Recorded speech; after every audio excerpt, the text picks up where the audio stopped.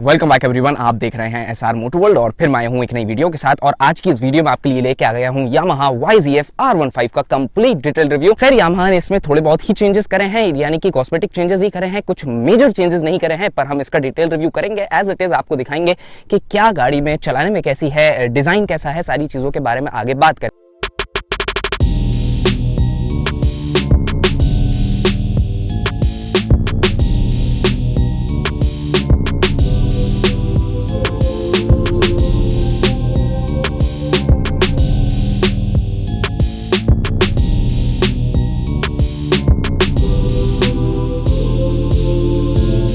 Test drive लेनी हो तो सुबह का यामाहा MP नगर से आप कांटेक्ट कर सकते हैं। आई होप सो आपको वहां पर बेटर डील्स मिलेंगी। और वीडियो शुरू करने से पहले आपसे एक छोटी सी गुजारिश करना चाहूंगा कि अगर आपने मेरे चैनल को सब्सक्राइब नहीं करा तो रेड कलर का नीचे का सब्सक्राइब का बटन दबा दीजिए, बिल्कुल फ्री ऑफ कॉस्ट है। और वीडियो पसंद आएगी तो मुझे पता है आप लाइक कर ही देंगे। तो चलिए चलते हैं, अब हम इसके डिजाइन के बारे में बात कर लेते हैं। लेकिन उससे पहले मैं आपको बता देता हूँ कि ये कलर्स की मेटालिक रेड कलर मिलाकर जो यामाहा ने ऑफर करी है यामाहा YZF R15 में टोटल 4 कलर स्कीम्स हो गई हैं। पहले इसमें सिर्फ डार्क नाइट आया करता था, कुछ टाइम पहले रेसिंग ब्लू आया करता था, अब थंडर ग्रे भी आ रहा है, डार्क नाइट भी आ रहा है, रेसिंग ब्लू भी आ रहा है और ये आपके सामने पेश है मेटालिक रेड कलर जो कि बेहतरीन लग रहा है। बिल्कुल कलर क्वालिटी जो है काफी अच्छी है, लाइट स्पार्कल्स हैं, ज्यादा वैसे स्पार्कल्स नहीं है जो बहुत ज्यादा चमके।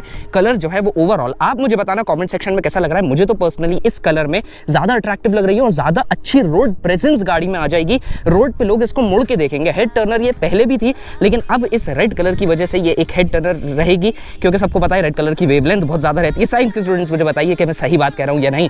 इग्निशन टर्न ऑन कर लेते हैं। यहाँ पर फ्रंट प्रोफाइल देखते हैं तो आपको ऑल LED हेडलैम्प क्लस्टर मिलता है। साथ ही एरोडायनेमिक डिजाइन देने के लिए यहाँ पर एक एयर वेंट है जो कि फेक वेंट है, अंदर से ये बंद है पूरा, कोई इसमें एयर इनटेक नहीं है। यहाँ पर पीछे लिक्विड कूल्ड इंजन है तो ये छोटा सा रेडिएटर मिलता है। फ्रंट मडगार्ड पे थोड़ा सा ये टेक्सचर आप देख सकते हैं, ये मिलता है। मडगार्ड जो है अच्छे से सॉलिड फिटिंग के साथ हमें देखने को मिलता है। बिल्ड क्वालिटी की बात करें तो बिल्ड क्वालिटी थोड़ी सी और बेहतर हो सकती थी, थोड़ी सी क्या ज़्यादा अच्छा खासा इंप्रूवमेंट की जरूरत है इसमें बिल्ड क्वालिटी के लिए।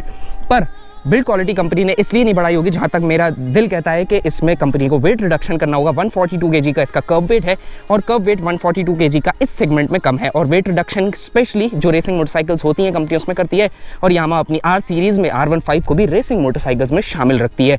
यहाँ पर हम बात कर लेते हैं तो फ्रंट टेलीस्कोपिक सस्पेंशन मिलता है। सस्पेंशन सेटअप कैसा है, क्या है, उसके बारे में आगे बात करेंगे। मैं थोड़ा सा तेज बोल रहा हूँ, लेकिन बहुत से लोगों को इससे प्रॉब्लम होती है, पर बहुत से लोग मुझसे कहने लगे कि आप तेज ही बोला करिए, आपकी स्पीड से ही मजा आता है बोलने में, सुनने में, और स्पीड की वजह से वीडियो जो है लंबी नहीं लगती है। यहाँ पर फ्रंट 282 mm की फ्रंट डिस्क देखने को मिल जाती है। पेट्रोल डिस्क नहीं है, नॉर्मल रोटर मिलता है। यहाँ पर ABS की रिंग मिलती है, बाइबरी का ब्रेक कैलिपर है। कुछ खास कंपनी ने चेंजेस नहीं करे हैं। एलॉय व्हील के डिजाइन के बारे में बात करें तो आप यहाँ पर एलॉय व्हील का डिजाइन देख सकते हैं, वो भी एज सच कंपनी ने चेंज नहीं करा है, पर कलर क्वालिटी थोड़ी सी बेहतर एलॉय व्हील की हो सकती थी, फिनिशिंग थोड़ी सी और बेहतर हो सकती थी इन स्पोक्स की और यहाँ पर इस हब की। फ्रंट डिजाइन जो है वो काफी एरोडायनेमिक दिखता है। हालांकि ये वेंट की वजह से आप मत समझिएगा कि एरोडायनेमिक है वो एक्चुअल में, पर वो एरोडायनेमिक दिखता है। जो देखने में इसका जो डिजाइन है वो काफी अच्छा लगता है, पर इस जगह पर कंपनी थोड़ी सी और स्टिकरिंग देती तो अच्छा लगता। तो अगर आप चाहें तो आफ्टर मार्केट भी कोई ना कोई स्टिकर्स लगा सकते हैं। यहाँ पर हमें वाइजर मिलता है जो कि क्लियर वाइजर है। यहाँ पर नंबर प्लेट होल्डर और ये मिरर्स मिलते हैं। मिरर्स जो है वो काफी अच्छे हैं, प्रैक्टिकलिटी में ऐड करते हैं बिल्कुल। ऑल LED एग्रेसिव हेडलैम्प मिलता है। चलते हैं साइड प्रोफाइल की तरफ। तो साइड प्रोफाइल आप बिल्कुल देख चुके हैं, साइड प्रोफाइल कैसी है। यहाँ पर R15 का जो है स्टिकर मिलता है। यहाँ पर 3D लोगोस कंपनी ने नहीं दिए हैं, 3D लोगोस देती तो वो थोड़ी सी और बेहतर डिजाइन लगता। यहाँ पर वर्जन 3 की स्टिकरिंग, यहाँ पर हेलोजन इंडिकेटर्स, हेलोजन नहीं देने चाहिए थे, इसको LED करना चाहिए था, क्योंकि जिस प्राइस पे ये 150cc गाड़ी प्लेस्ड है उस पे LED इंडिकेटर्स मिलने चाहिए थे। ABS की स्टिकरिंग मिलती है। यहाँ पर चलते हैं तो बारेंट्स की भी क्वालिटी कुछ ज्यादा बेहतर नहीं कहूंगा मैं, और बेहतर क्वालिटी के हो सकते थे। स्पेशली ये चीज मैंने R15 में फील करी है। FZ के जो बारेंट्स होते हैं वो अच्छी क्वालिटी के होते हैं। तो अगर आप आफ्टर मार्केट लगाना चाहें तो आफ्टर मार्केट ना जाकर यामाहा के शोरूम से आप ये सर्विस सेंटर से FZ के जो बारेंट्स हैं वो इसमें इंस्टॉल कर सकते हैं। यहाँ पर छोटे से वेंट्स मिलते हैं। वेंट्स अच्छे हैं, दिखते अच्छे हैं, लेकिन क्वालिटी अनफॉर्चुनेटली और बेहतर हो सकती थी। यहाँ पर R15 का स्टिकर, यहाँ पर यामाहा का रबराइज्ड लोगो जो कि ऑल्दो सभी मोटरसाइकिल्स में हमें देखने को मिलता है। कलर काफ़ी अच्छा लग रहा है, बेहद शानदार कलर लग रहा है। सीट जो है वो राइडर सीट अच्छी है, लंबी है, बड़ी है, स्पेशियस है, लेकिन जो रेयर सीट है, पिलियन सीट है, वो उतनी ज़्यादा स्पेशियस नहीं है। ये ग्रैब हैंडल्स हैं, इसके क्वालिटी काफ़ी अच्छी है। यहाँ के प्लास्टिक की क्वालिटी काफ़ी अच्छी है। अगर आप गाड़ी पर बैठेंगे तो आप एक चीज़ फील करेंगे कि यहाँ से आपको जो है अंदर की चीज़ें दिखेंगी, तो यहाँ पर भी कंपनी को एक कवर टाइप का लगाना चाहिए था, जिससे अंदर के ये नट्स बोल्ट्स जो हैं एक्सपोज्ड हैं, थोड़ा सा फिट एंड फिनिश और बेहतर हो सकता था। और साथ ही यहाँ की प्लास्टिक क्वालिटी भी बेहतर हो सकती थी। बहुत से लोग ये कह रहे थे कि टैंक पैनल निकलने की इसमें प्रॉब्लम आई थी, तो वो प्रॉब्लम फेस अब नहीं होती है। क्या होता है कि जब कंपनी नई गाड़ी लॉन्च करती है तो उसमें डिज़ाइन डिफेक्ट्स कुछ आ जाते हैं, लेकिन उसको कंपनी रेक्टिफाई कर देती है फ्री ऑफ कॉस्ट। अब वो डिज़ाइन डिफेक्ट्स नहीं है इसमें, एफजी और इसमें दोनों में आए थे, मगर क्वालिटी और अच्छी हो सकती थी इसकी। यहाँ पर चलते हैं हम फीचर्स की बात कर लें तो इंस्ट्रूमेंट क्लस्टर ये आपके एक मोबाइल के बराबर है, आईफोन की स्क्रीन के बराबर इंस्ट्रूमेंट क्लस्टर मिलता है। स्विच गियर की बात करें तो स्विच गियर क्वालिटी काफ़ी अच्छी है, यहाँ पर AHO की वजह से कोई स्विच नहीं मिलता, यहाँ पर सेल्फ स्टार्टर मिलता है, यहाँ पर इसी में पास लाइट स्विच इंटीग्रेटेड है, टर्न सिग्नल्स और इसमें डुअल हॉर्न्स मिलते हैं, तो ये आप सुन सकते हैं काफ़ी ज़्यादा चुभ रहे हैं वो कान पे। ओवरऑल जो इसके कॉकपिट डिज़ाइन है, मतलब ये डैश कह लें, कॉकपिट डिज़ाइन कह लें, जो ये देखने वाली चीज़ है, मतलब जैसे राइडर बैठेगा तो जो फील है वो इस क्लिपॉन्स की वजह से बढ़ेगा। क्लिपॉन्स का जो डिज़ाइन है वो काफ़ी अच्छा है। यहाँ पर ये यामाहा की मिलती है, आप ये देख सकते हैं। इग्निशन टर्न ऑन करते हैं, इंस्ट्रूमेंट क्लस्टर की बात कर लें तो हाई बडी यहाँ पर लिखा आता है, इस बडी को आप कस्टमाइज करके अपना नाम लिख सकते हैं कि गाड़ी जो है जब स्टार्ट हो इंस्ट्रूमेंट क्लस्टर तो वो आपको ग्रीट करे। टेल लाइट्स में यहाँ पर engine trouble light, high engine oil temperature और neutral indicator, turn signal, slow beam और ABS वार्निंग लाइट मिलती है। गियर पोजीशन इंडिकेटर काफ़ी बड़े डिजिट्स में है। यहाँ पर ये ओडोमीटर मिल जाता है, ओडोमीटर को टॉगल करते हैं, ट्रिप 1 मिलती है, ट्रिप 2 मिल जाती है, ट्रिप F जो कि लो फ्यूल जब होगा तो ये ट्रिप F चलने लगती है, और यहाँ पर क्लॉक मिलती है। लीटर्स पर 100 किलोमीटर मिल जाता है, यानी कि माइलेज एवरेज लीटर पर 100 किलोमीटर मिल जाता है, वो एवरेज माइलेज, और एवरेज स्पीड आपकी कितनी रही है वो भी बताएगा ये। मतलब इंस्ट्रूमेंट क्लस्टर जो है वो अच्छे से लोडेड है इन्फॉर्मेशन से। एक बार न्यूट्रल कर देता हूँ मैं, तो आपको आवाज़ भी मैं इसकी सुना देता हूँ। काफ़ी रिफाइंड साउंड है, थोड़ा सा स्पोर्टी भी है, थोड़ा सा बेसी भी है, बेस थोड़ा सा और बेहतर इसमें हो सकता था। साउंड काफ़ी अच्छा है। ऑल द वे 11,000 से 12,000 RPM के बीच में रेड लाइन करती है। 12,000 RPM पे ये रेड लाइन करती है, और रेड लाइन में भी कोई खास वाइब्रेशंस नहीं है। सबसे अच्छी बात मुझे R15 की और FZ की दोनों की यही लगती है, खासकर स्पेशली यामाहा के इंजन्स में, कि रिफाइनमेंट लेवल बहुत अच्छा होता है। और जैसे 7,400 RPM के ऊपर जाएगी तो यहाँ पर VV इंडिकेटर जल जाएगा, जिससे वेरिएबल वॉल्व एक्चुएशन कहते हैं, जिससे जो कैमशाफ्ट है वो स्विच हो जाती है एक एक्चुएटर यानी कि मोटर की मदद से इंजन के अंदर। तो उसके बारे में हम चलाते में और बात करेंगे। रेयर प्रोफाइल की तरफ चलते हैं तो यहाँ पर LED लाइट मिल जाती है, LED टेल लाइट मिल जाती है, जिसको हम टर्न ऑन करते हैं तो आप ये देख सकते हैं LED टेल लाइट काफ़ी अच्छी दिखती है। R6 इंस्पायर्ड टेल लाइट है। पूरा जो डिज़ाइन है इसका R सीरीज जो इसकी एल्डर सिबलिंग्स है उसी से इंस्पायर्ड इसका डिज़ाइन है। जो टेल है वो काफ़ी अच्छी है, थोड़ी सी और बेहतर हो सकती थी, पर हाँ अच्छी है, मैं उसको बुरा नहीं कहूँगा। टायर अगर जो है वो बिल्कुल सॉलिड क्वालिटी का है, बेहतरीन क्वालिटी का है, मगर हाँ अगर आप तेज़ चलाते हैं कीचड़ में भी तो थोड़े बहुत छींटे फुट पेग्स पर आ जाएंगे, पिलियन फुट पेग्स पर।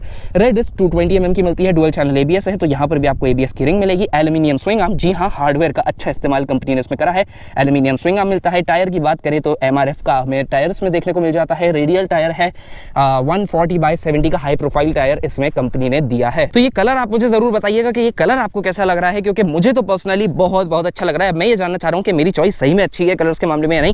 कमेंट सेक्शन में मैं जानना चाहूंगा कि मेरी चॉइस सही है या नहीं, और आपको R15 का कलर कैसा लग रहा है। तो चलिए चलते हैं, हम इसको राइड करके देखते हैं और मैं आपको बताऊंगा कि ये चलने में कैसी है, सस्पेंशन सेटअप कैसा है, क्योंकि रोड अभी थोड़ा सा खराब है तो हम सस्पेंशन भी यहीं पर ही टेस्ट कर लेंगे। Engine start, already first gear engaged है। गियर पोजीशन इंडिकेटर बहुत इसका यूजफुल है। वाइजर डाउन, हाय हाय हाय हाय, बहुत अच्छा जो है रेड लाइन कर रही है मोटरसाइकिल। लेकिन हाय हाय हाय मेरा इसलिए निकला क्योंकि नीचे फुटरेस्ट पर थोड़े से वाइब्रेशंस थे, और वो 7,400 मतलब 8,000 RPM के बाद ही आ रहे हैं। तो चलिए अब हम इसको चला कर देखते हैं। और हाँ, राइडिंग पॉस्चर की अगर मैं आपसे बात कर लूँ तो राइडिंग पॉस्चर इसका झुका हुआ ही है, एग्रेसिव राइडिंग पॉस्चर है।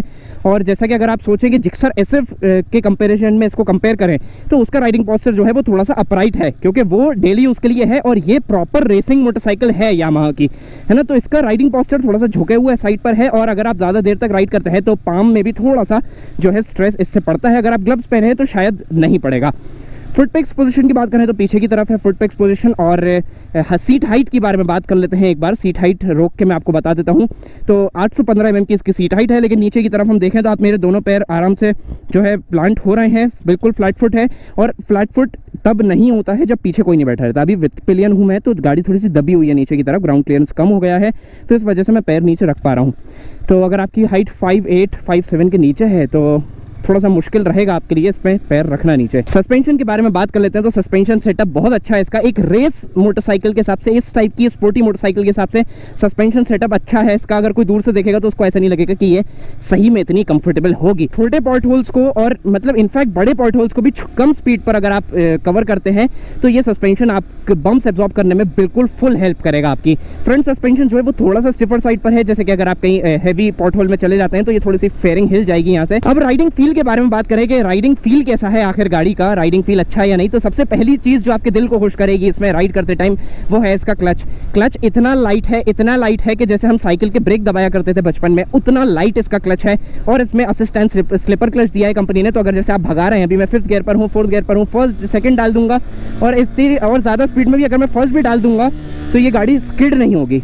ये इसका फायदा है स्लिपर एंड असिस्ट क्लच का, और उससे इंजन पर जोर नहीं पड़ता है। तो अगर आप कॉर्नरिंग पे slipper and assist clutch racing motorcycles में आता है ताकि कॉर्नर करें और आप एग्रेसिवली डाउनशिफ्ट करें तो मोटरसाइकिल स्किड ना हो, तो इसमें स्लिपर एंड असिस्ट क्लच मिलता है। 6 स्पीड गियर बॉक्स है। गियर बॉक्स कैसा है, क्योंकि अगर गियर बॉक्स गाड़ी का खराब होता है तो बिल्कुल राइडिंग फील ही खराब हो जाता है।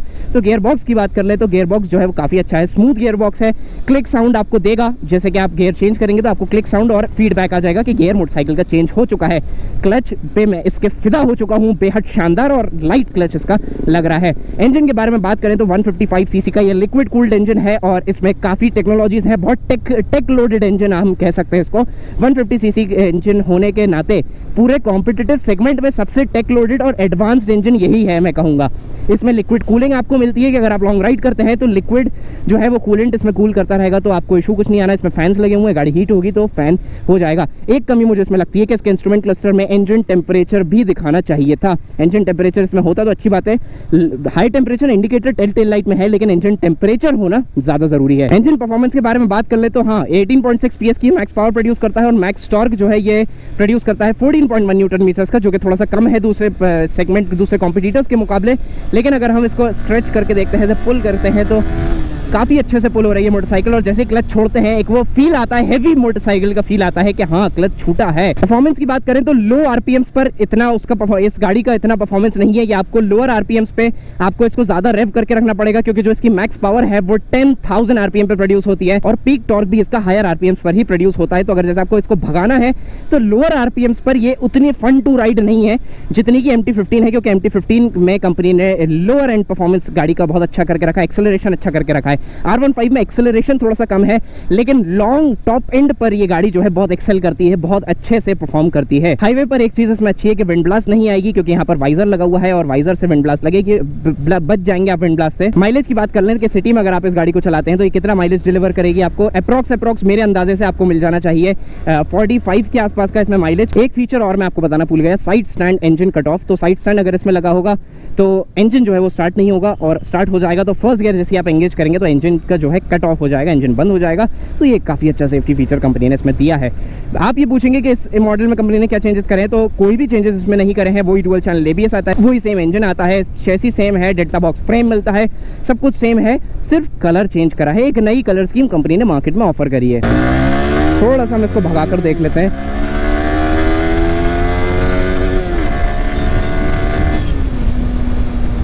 तो काफ़ी अच्छे से मतलब जो है पुल हो रही है मोटरसाइकिल। हालांकि एक्सेलरेशन MT-15 जैसा नहीं है, बहुत से लोग इसको MT-15 से कंपेयर करेंगे, उसमें कंपनी ने गियर रेशोस चेंज कर दिए हैं। तो गियर रेशो स्प्रॉकेटिंग करने से उसमें कंपनी ने स्प्रॉकेट चेंज कराए, तो उस वजह से उसमें एक्सेलरेशन अच्छा मिलता है। इंजन वाइब्रेशंस कंपनी ने अच्छे से डैम्प करने की कोशिश करी है, मगर थोड़े बहुत वाइब्रेशंस यहाँ वाइजर पे आ जाते हैं, कम रेव्स पर भी, और सीट पर भी वाइब्रेशंस आते हैं, और फुट पैक्स पर तो बिल्कुल क्लियर वाइब्रेशंस आते हैं जैसे आप हाई रेविंग इसमें करते हैं। दूसरी मोटरसाइकिल्स के कंपेरिजन में तब भी ये ज़्यादा रिफाइंड फील होती है। एक बात मैं आपको और बताऊं, थोड़ा सा फनी वे में बताऊंगा, पर वो सही में सीरियस है, और वो last time dark night addition का रिव्यू करते टाइम भी मैंने बताई थी कि अगर आप इसमें कस के ब्रेक लगाते हैं तो ये जो टैंक है सीट से इतना उठा हुआ है, अच्छा खासा उठा हुआ है, तो योर बॉल्स विल हर्ट, है ना। तो इस बात का ध्यान रखना कि पीछे की तरफ खिसक के ही आप गाड़ी को चलाएं, और थाइस से जो है इसको टक इन करके रखें। ब्रेकिंग की बात करें तो ब्रेकिंग अच्छी है, दोनों डुअल चैनल ABS है, दोनों व्हील्स पर ABS काम करेगा। फ्रंट ब्रेक की इनिशियल बाइट अच्छी है, रेयर ब्रेक में उतनी इनिशियल बाइट नहीं है, उतना फीडबैक नहीं है। ये आप देख सकते हैं, मैं इसको दबा रहा हूँ तो भी इतना खास फीडबैक नहीं आ रहा, पर पहले से बेहतर है। पहले जो R15 में ब्रेक्स आते थे उसके कंपैरिजन में बेहतर है। हैंडलिंग की बात करें तो सबसे ज़्यादा एक्सेल करने वाली चीज़ इसमें हैंडलिंग ही है, क्योंकि हैंडलिंग काफ़ी शार्प है, काफ़ी एजाइल है, और सबसे अच्छी चीज़ ये पूरी मोटरसाइकिल हर जगह से लाइट वेट फील होगी आपको, चाहे आप क्लच दबा लें, चाहे आप हैंडल टर्न कर लें, हर जगह से ये लाइट वेट फील होती है। 142 kg कर्व वेट कोई इतनी बिग डील नहीं है, इतना ज़्यादा वेट नहीं है। तो उस हिसाब से जिस हिसाब की इसमें फेयरिंग है, जिस हिसाब की मोटरसाइकिल दिखती है, चलाने में ये उतनी ही लाइट फील होती है और उतनी अच्छी एजाइल हैंडलिंग इसकी रहती है। ये आप देख सकते हैं, कॉर्नरिंग पे बहुत स्टेबल चलती है, हाई स्पीड स्टेबिलिटी काफ़ी अच्छी है गाड़ी की। हाई स्पीड्स पर अगर आप चलाते हैं तो बहुत अच्छे से प्लांटेड रोड से चलती है, रोड से चिपक के चलती है। बस अगर आप सिटी में राइड कर रहे हैं तो एक बात आपको ध्यान रखना पड़ेगी, वो भी स्पेशली एज अ बिगिनर आपको ये बात ध्यान रखना पड़ेगी कि जब आप इसमें यूटर्न लेते हैं तो ये जो क्लिप ऑन्स हैं पूरे यहाँ तक आ जाते हैं और कभी कभी रिस्ट इसमें अटक जाती है, तो उससे बहुत से लोग एकदम क्लच छोड़ देते हैं घबरा के और गाड़ी झटके से स्टॉल हो जाता है इंजन और उस वजह से एकदम गिर जाते हैं लोग। तो उस बात से ध्यान रखने के लिए मैंने आपको पहले ही बता दिया, अगर आप बिगिनर हैं तो यू टर्न्स लेते हैं इसमें थोड़ा सा ध्यान बरत लें। 150 सीसी में सबसे अच्छा परफॉर्मेंस R15 का ही मिलता है। 150 सीसी में अगर आपको परफॉर्मेंस ओरिएंटेड मोटरसाइकिल चाहिए, स्पोर्टी लुकिंग मोटरसाइकिल चाहिए तो R15 अच्छी है इस सेगमेंट में और ऑब्वियसली इसकी मोनोपोली है। Engine already tried and tested है, माइलेज अच्छा देता है, कंफर्ट अच्छा है। लेकिन अगर आप कंफर्ट वो एक नेकेड मोटरसाइकिल वाला एक्सपेक्ट कर रहे हैं तो वो आप गलत एक्सपेक्ट कर रहे हैं। स्टेबिलिटी के मामले में जितनी स्पीड में ये भागने के हिसाब से बना है इसका इंजन, उतनी ही स्पीड हैंडल कर लेती है इसकी चैसी, यानी कि जो फ्रेम है उतनी स्पीड हैंडल कर लेता है, उतनी स्पीड उतनी पावर गाड़ी हैंडल कर लेती है। तो अगर आप हाई स्पीड पर चला रहे हैं तो हैंडलिंग काफ़ी अच्छी है, लेन चेंजिंग बहुत इसमें ईजी है। अभी मैं विद पिलियन हूँ तब मुझे इतनी लाइट फील हो रही है गाड़ी, और जब सिंगल चलाते हैं तो इसको अलग ही मजा आता है। तो आई होप सो मैंने पूरी रिक्वायर्ड डिटेल्स कवर कर ली होंगी। अगर आपको ये वीडियो पसंद आई हो तो वीडियो को लाइक करें, चैनल को सब्सक्राइब करें बिना ना जाएं। So guys thanks for watching, stay tuned till then wait for my next upcoming interesting video.